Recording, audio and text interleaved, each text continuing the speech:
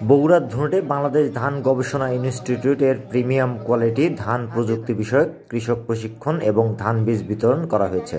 শুক্রবার সকাল 11টায় চকিবাড়ি গ্রামে ধান বীজ বিতরণ অনুষ্ঠানে প্রধান অতিথি বক্তব্য রাখেন বাংলাদেশ ধান গবেষণা ইনস্টিটিউটের পরিচালক প্রশাসন ডক্টর মোহাম্মদ আব্দুল লতিফ।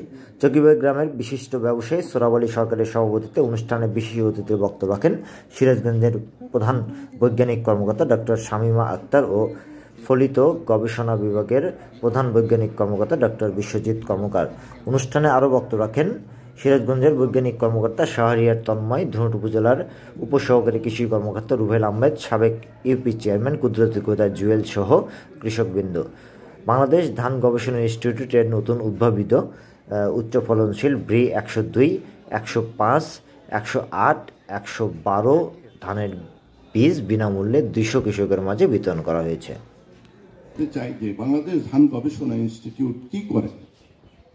আমরা একসময় আপনারা খালি শুনতেন যে বিআর 28, বিআর 29 এটা কোত্থেকে হয়, অনেকে হয়তো এটা জানেন না।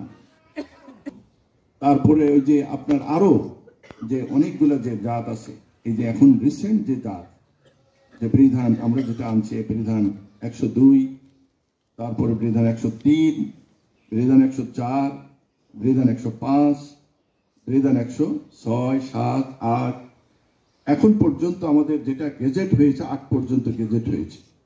তারপরে আমরা এখন কিন্তু আরো কিছু বের হয়েছে। আমার নেতৃত্বে কিছু জাত বের হয়েছে। একটা জাত বের হয়েছে বৃধান 112, সেটা ব্লাস্ট এবং ব্যাকটেরিয়াল ব্লাইট প্রতিরোধী, সেটাও আপনাদের মাঠে আসবে। সেটা হলো সংক্ষিপ্ত জাত একটা, মানে